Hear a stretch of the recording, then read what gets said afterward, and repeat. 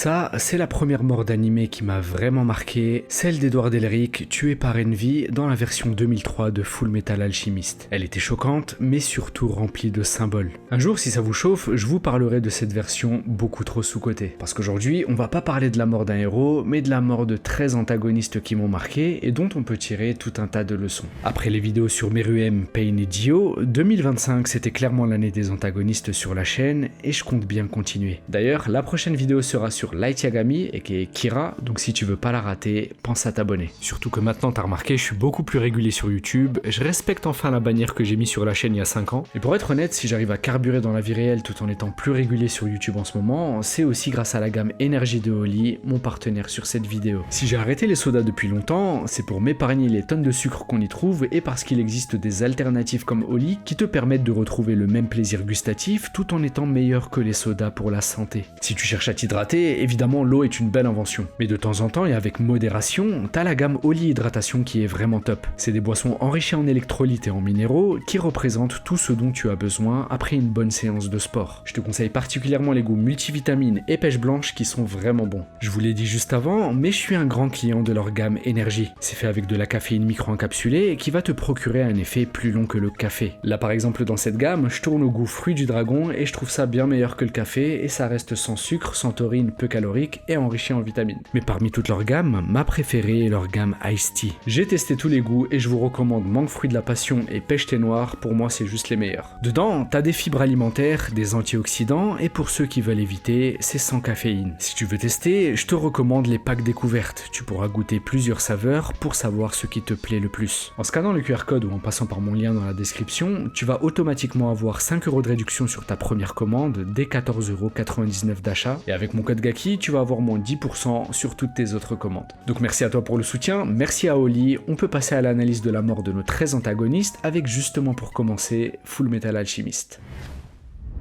Numéro 1.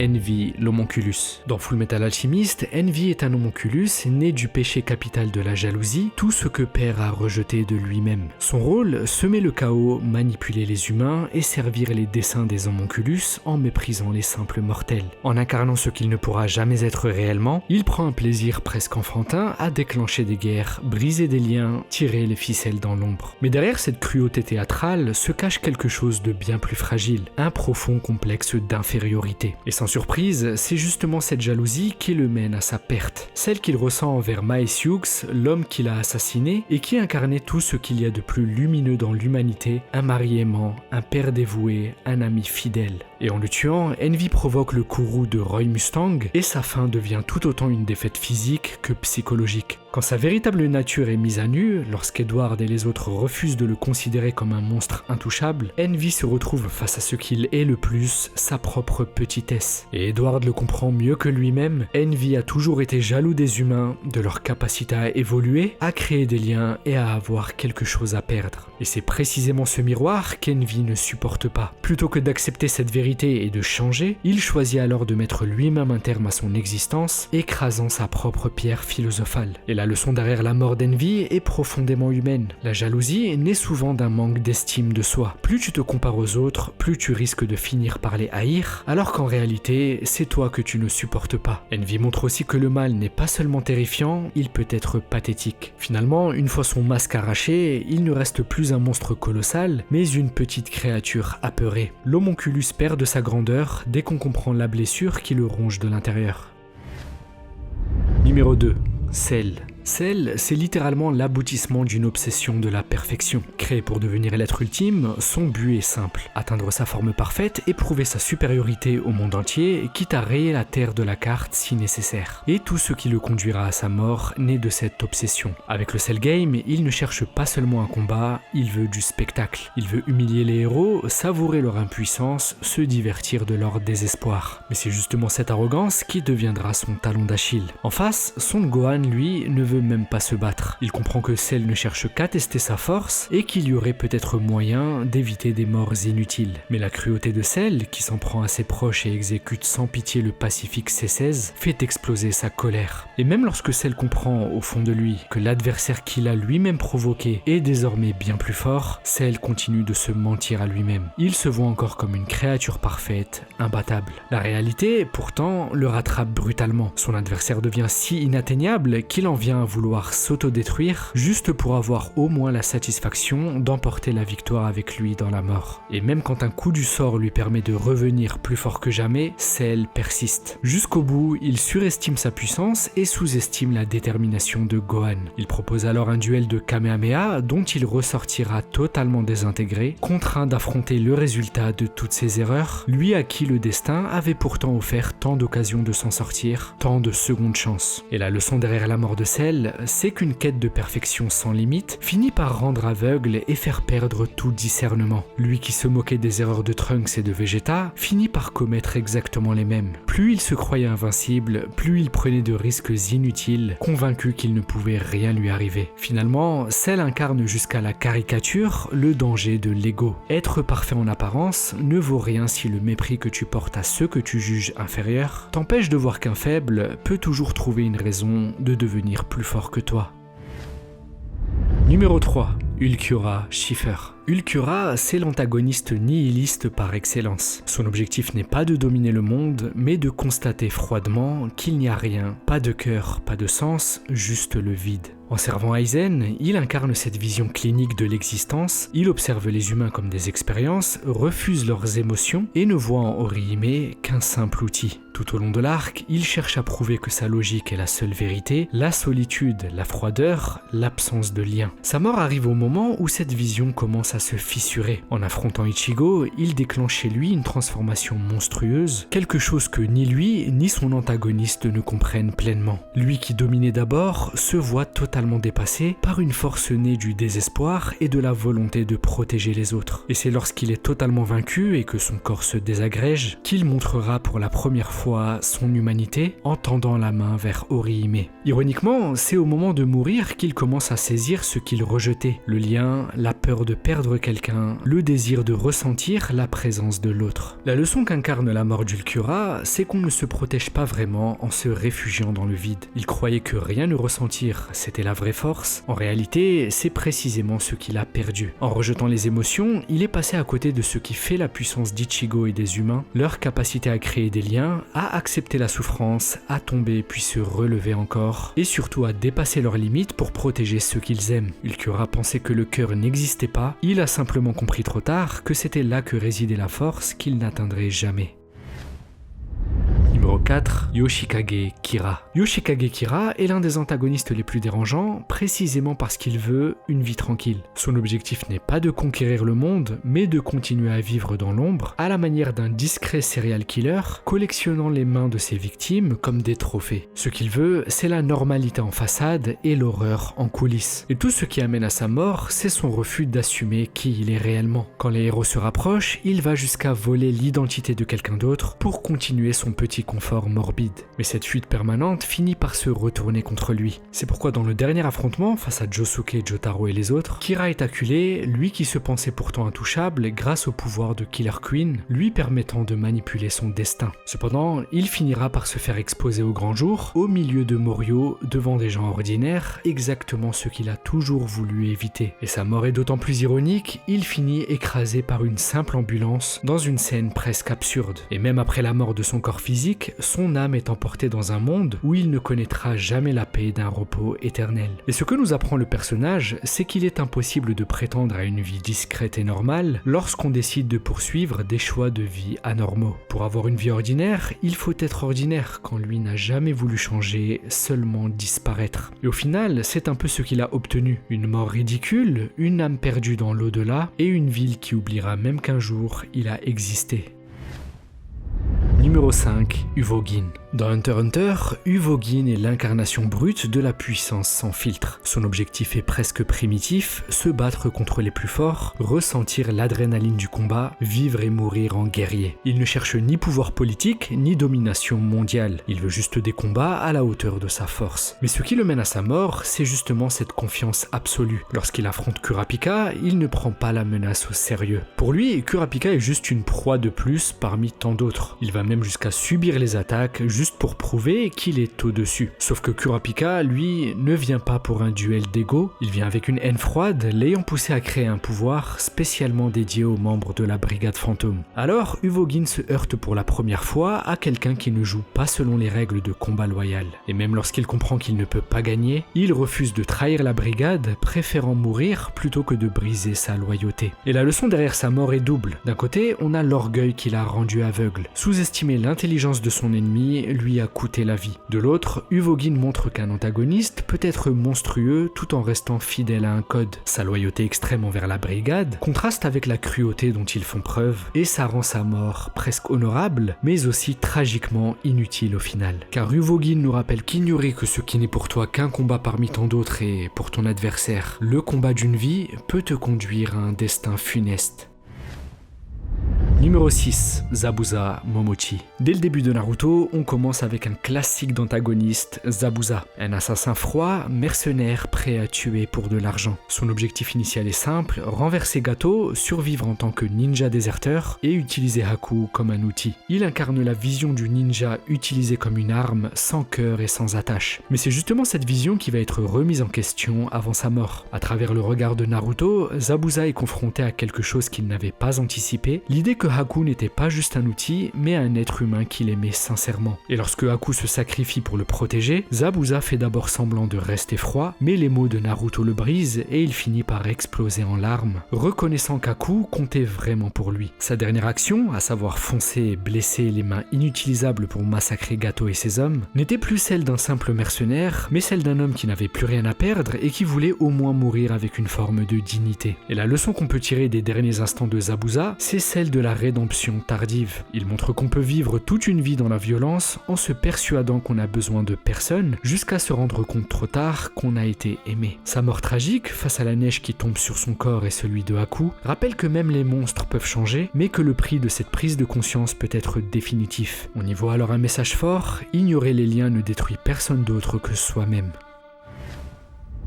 Numéro 7, L. Lowlight. Dans Death Note, elle est un cas intéressant parce que c'est officiellement le héros du camp de la justice, mais du point de vue de Light, il devient l'antagoniste principal. Son objectif est clair, démasquer Kira, prouver que personne n'est au-dessus des lois, même avec un pouvoir divin. En cela, il incarne la logique pure, le raisonnement froid, la méfiance absolue. Et ce qui le conduit à sa mort, c'est justement cette confiance excessive dans sa propre capacité à tout prévoir. Il sait depuis longtemps que Light est Kira, mais il n'a tout simplement pas de preuves suffisantes. Alors, il joue avec le feu, il se rapproche de lui, l'enferme dans un jeu psychologique et va jusqu'à collaborer directement avec le meurtrier qu'il traque, lui donnant une fenêtre optimale pour l'atteindre. Mais ce qu'il ne savait pas, c'est que dès le départ, les dés étaient pipés. Light avait un avantage que elle sous-estimait, les Shinigami. Et à partir du moment où Rem entrait dans l'équation, elle n'avait plus le contrôle complet du plateau. Lorsque ce dernier s'est sacrifié pour protéger Misa, il l'emportait avec lui. La mort de elle est silencieuse, presque intime, étouffant une phrase qui allait résoudre cette affaire, un secret qui allait s'éteindre. Et la leçon que laisse elle, c'est que la pure intelligence ne suffit pas à vaincre un ennemi qui a changé les règles du jeu quand lui était bridé par la loi, les règles imposées par les hommes. Au terme de sa vie, elle n'était rien d'autre qu'un humain qui se battait contre une divinité dont les émotions étaient manipulées par Light. C'est pourquoi sa mort nous rappelle que même la justice peut perdre si elle refuse de prendre en compte tout ce qui dépasse la logique, les sentiments, les failles, les sacrifices, tout ce qu'il y a d'irrationnel chez les êtres vivant doté de raison. Numéro 8, Neferupito.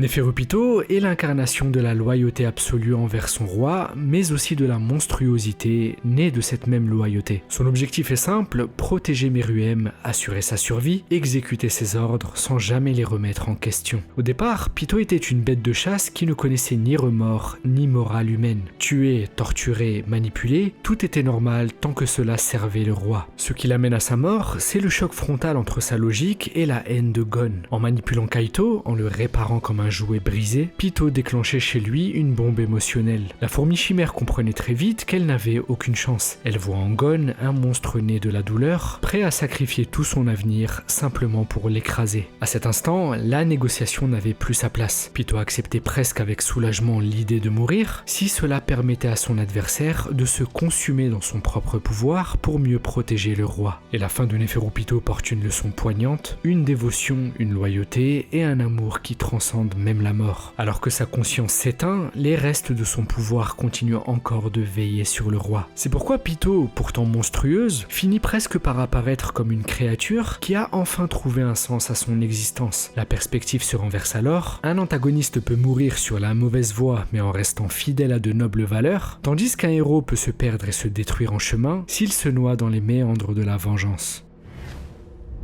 Numéro 9, Madara Uchiha. Madara, c'est l'obsession de la paix poussée jusqu'à la tyrannie. Son objectif, ce n'est pas le chaos, mais une paix éternelle via le Tsukuyomi infini, plonger le monde entier dans un rêve contrôlé, sans guerre, sans souffrance, mais aussi sans liberté. Toute sa vie a été marquée de violence, de trahison et de querelles fratricides. Et plutôt que d'accepter ce monde imparfait, il décide d'imposer sa vision de la paix par la force. Et ce qui l'amène à sa mort, c'est une ironie totale. L'homme qui voulait tout contrôler grâce à son genjutsu se faisait lui-même manipuler. Zetsu, qui n'était qu'un simple outil à ses yeux, révèle qu'il n'est en réalité qu'un pion dans le plan de Kaguya. C'est alors que Madara meurt au moment où il se rend compte que son rêve à lui n'a jamais été vraiment le sien, mais un logiciel inscrit en lui par quelqu'un d'autre. Et la leçon qu'on peut tirer de sa fin, c'est que même les grandes idéologies qui se veulent être pour la paix peuvent devenir monstrueuses si elles n'acceptent pas la liberté et le conflit inhérent à l'humain. En voulant supprimer la douleur, il supprime aussi la volonté. Et surtout, il montre le danger de s'enfermer dans le passé, car en réalité, Madara n'a jamais pu dépasser ses blessures, donc il a voulu les effacer du monde entier. À côté de lui, Naruto et Hashirama incarnent autre chose, la capacité à reprendre des coups, à accepter les désaccords, à construire une paix fragile mais réelle. Et en cela, Madara est un personnage tragique parce qu'il n'est pas juste maléfique, il est cohérent, mais il a malheureusement choisi un chemin qui ne rendait pas justice à son noble rêve.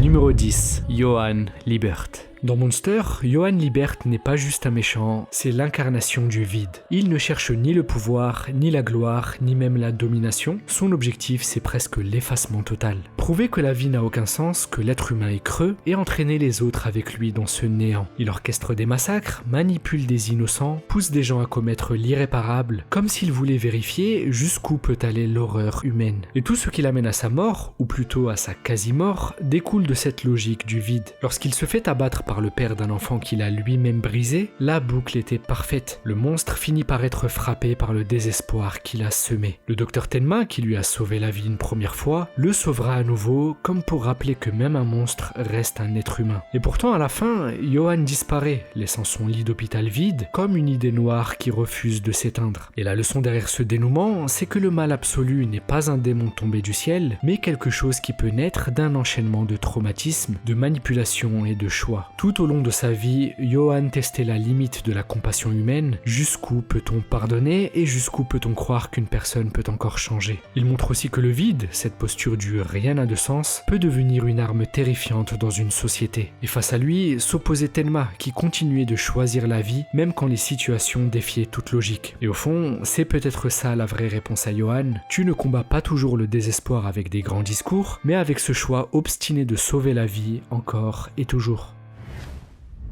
Numéro 11, Eren Yeager. Eren, c'est le cas le plus complexe de la liste parce qu'il commence comme protagoniste avant de glisser lentement vers le rôle d'antagoniste. Son objectif de base est presque pur, la liberté à tout prix. Il veut briser les murs, détruire les titans, libérer son peuple. Mais au fil de l'histoire, cet objectif se radicalise. En découvrant la vérité sur le monde extérieur et la haine envers Eldia, Eren en vient à la conclusion que la seule manière de protéger les siens, c'était ni plus ni moins que de faire s'abattre le grand terrassement sur ses ennemis. Et sa mort est ainsi le résultat direct de ce choix extrême. Sa particularité, c'est que ceux qui l'ont tué n'étaient pas des ennemis classiques, mais ses alliés les plus proches. Et plus particulièrement Mikasa, celle qu'il aimait, mais qui refusait de laisser le monde être détruit. En se laissant aller sur cette voie, Eren crée lui-même les conditions de sa fin. Il force ses proches à se dresser contre lui et transforme sa quête de liberté en prison pour tout le monde. Et la leçon qu'on peut tirer de sa mort, c'est que la fin ne justifie pas tous les moyens. Eren veut briser le cycle de la haine, mais en devient l'un des pires maillons. Et au final, son histoire est tragique tragique parce qu'il n'est ni entièrement fou, ni entièrement mauvais. Il est simplement convaincu de faire ce qu'il faut. Et c'est là que l'histoire est violente sur le plan moral. Quelqu'un qui agit pour protéger les siens peut devenir le monstre du monde entier. En d'autres termes, Eren nous met face à une question inconfortable. Jusqu'où irais-tu pour la liberté de ton peuple? Et à partir de quand cesses-tu d'être un libérateur pour devenir un oppresseur?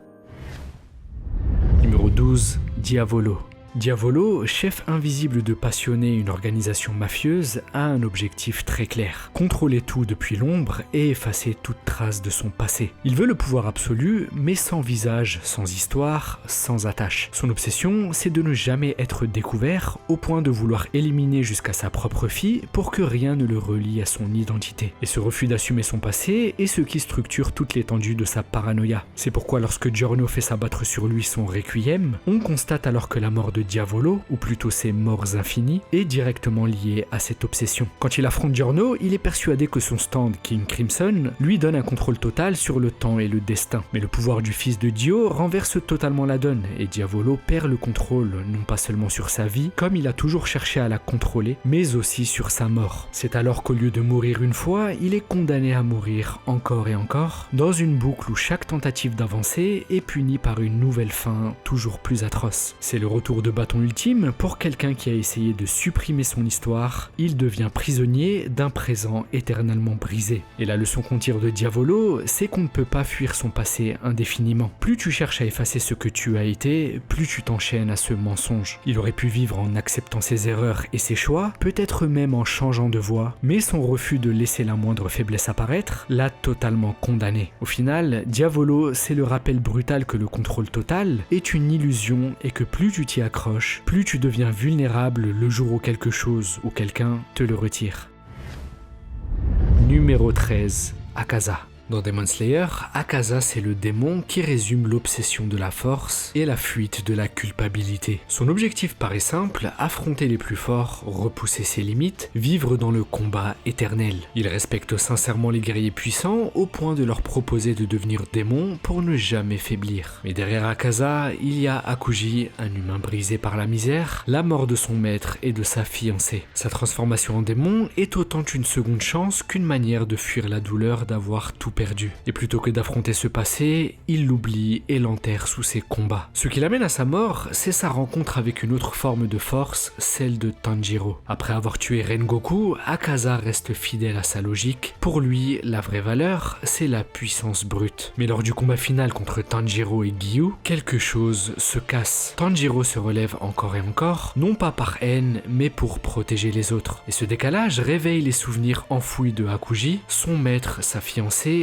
les promesses qu'il leur avait faites. Pour la première fois, Akaza ne supportait plus ce qu'il était devenu. Et sa mort n'est pas juste une défaite imposée, c'est un choix. Il décide d'arrêter de se régénérer, coupe lui-même le lien avec son corps démoniaque et laisse Akuji réapparaître une dernière fois. La leçon qu'on tire d'Akaza, c'est qu'on peut passer sa vie à courir après la force pour ne pas regarder sa souffrance, mais qu'un jour, il faudra choisir. Continuer à fuir ou accepter sa responsabilité, même si ça signifie de devoir disparaître.